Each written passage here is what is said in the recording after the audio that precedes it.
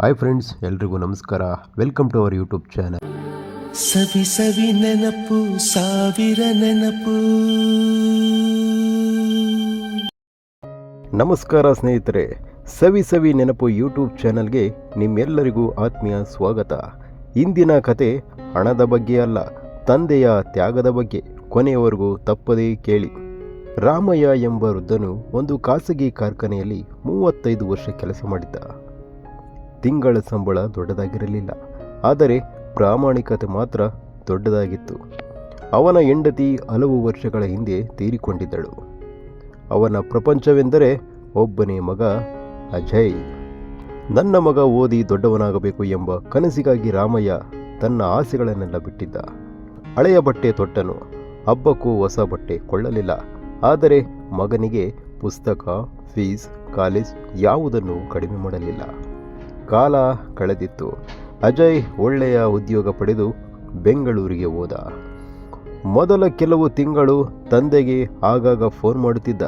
ನಂತರ ಕೆಲಸದ ಒತ್ತಡ ಹೆಚ್ಚಾಯಿತು, ಕರೆಗಳು ಕಡಿಮೆಯಾದವು. ರಾಮಯ್ಯ ಮಾತ್ರ ಪ್ರತಿದಿನ ಸಂಜೆ ಮನೆಯ ಬಾಗಿಲ ಬಳಿ ಕುಳಿತು ಇವತ್ತು ಮಗ ಕರೆ ಮಾಡ್ತಾನೇನೋ ಎಂದು ಕಾಯುತ್ತಿದ್ದ. ಒಂದು ದಿನ ಕಾರ್ಖಾನೆಯ ಮಾಲೀಕರು ಹೇಳಿದರು, ರಾಮಯ್ಯ, ನಿಮ್ಮ ನಿವೃತ್ತಿಯ ದಿನ ಬಂದಿದೆ ಎಂದರು. ಎಲ್ಲರೂ ಕಣ್ಣೀರು ಹಾಕುತ್ತಾ ಅವರನ್ನು ಬೀಳ್ಕೊಟ್ಟರು.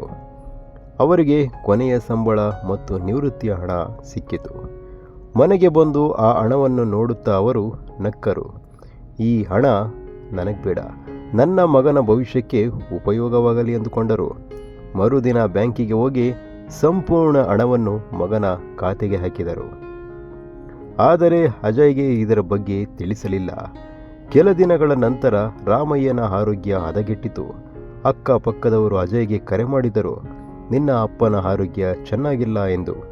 ಅಜಯ್ ಮನೆಗೆ ಬಂದನು. ತಂದೆಯನ್ನು ನೋಡಿದಾಗ ಮನಸ್ಸೇ ಒಡೆದಂತಾಯಿತು. ಅಪ್ಪ, ನನ್ನನ್ನು ಕ್ಷಮಿಸಿ. ರಾಮಯ್ಯ ಸಣ್ಣ ನಗುವಿನೊಂದಿಗೆ ಹೇಳಿದರು, ಒಟ್ಟು ನೀನು ಬಂದೇ ಅಲ್ಲ, ಅದೇ ಸಾಕು ನನಗೆ ಎಂದರು. ಅಜಯ್ ಆಸ್ಪತ್ರೆಯ ಖರ್ಚಿಗಾಗಿ ಬ್ಯಾಂಕಿಗೆ ಹೋದ. ಅಲ್ಲಿ ಅವನಿಗೆ ಆಶ್ಚರ್ಯವೂ ಕಾದಿತ್ತು. ತಂದೆಯ ನಿವೃತ್ತಿಯ ಸಂಪೂರ್ಣ ಹಣ ಅವನ ಖಾತೆಯಲ್ಲಿತ್ತು. ಅವನು ಅಳತೊಡಗಿದ. ನಾನು ಒಂದು ಸಲ ಕೂಡ ಕೇಳಲಿಲ್ಲ. ಅಪ್ಪ ಮಾತ್ರ ಜೀವನ ಪೂರ್ತಿ ನನ್ನ ಬಗ್ಗೆ ಯೋಚಿಸಿದರು.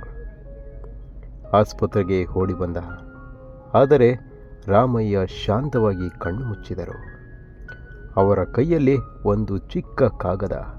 ಅದರಲ್ಲಿ ಹೀಗೆ ಬರೆದಿತ್ತು, ಮಗನೇ, ಕೊನೆಯ ಸಂಬಳ ನನ್ನ ಕೈಗೆ ಬಂದರೂ ಅದರ ಸಂತೋಷ ನಿನ್ನ ಜೀವನದಲ್ಲಿ ಕಾಣಬೇಕು ಎಂಬುದೇ ನನ್ನ ಆಸೆ ಎಂದು. ಗೆಳೆಯರೇ, ಹಣ ಮುಗಿಯಬಹುದು, ಆದರೆ ತಂದೆಯ ಪ್ರೀತಿ ಎಂದಿಗೂ ಮುಗಿಯೋದಿಲ್ಲ. ಆ ದಿನದಿಂದ ಅಜಯ್ ಪ್ರತಿ ತಿಂಗಳು ತನ್ನ ಸಂಬಳದ ಒಂದು ಭಾಗವನ್ನು ಬಡ ವಿದ್ಯಾರ್ಥಿಗಳ ವಿದ್ಯಾಭ್ಯಾಸಕ್ಕೆ ನೀಡತೊಡಗಿದ. ಏಕೆಂದರೆ ತಂದೆಯ ಕೊನೆಯ ಸಂಬಳ ಅವನಿಗೆ ಹಣವಲ್ಲ, ಜೀವನದ ದೊಡ್ಡ ಪಾಠವಾಗಿತ್ತು. ಗೆಳೆಯರೇ, ಕೊನೆಯದಾಗಿ ಒಂದು ಮಾತು, ತಂದೆ ತಾಯಿಯ ಪ್ರೀತಿಗೆ ಯಾವುದೇ ಬೆಲೆ ಇಲ್ಲ. ಅವರು ನಮಗಾಗಿ ಮಾಡುವ ತ್ಯಾಗವನ್ನು ಬದುಕಿರುವಾಗಲೇ ಗೌರವಿಸೋಣ. ಈ ಕತೆ ನಿಮಗೆ ಇಷ್ಟವಾದರೆ ಲೈಕ್ ಮಾಡಿ, ನಿಮ್ಮ ಅಭಿಪ್ರಾಯವನ್ನು ಕಾಮೆಂಟ್ನಲ್ಲಿ ತಿಳಿಸಿ ಮತ್ತು ಸವಿ ಸವಿ ನೆನಪು ಚಾನಲ್ಗೆ ಸಬ್ಸ್ಕ್ರೈಬ್ ಮಾಡಿ. ಮತ್ತೆ ಒಂದು ಸುಂದರ ಕಥೆಯೊಂದಿಗೆ ಭೇಟಿಯಾಗೋಣ. ಧನ್ಯವಾದಗಳು.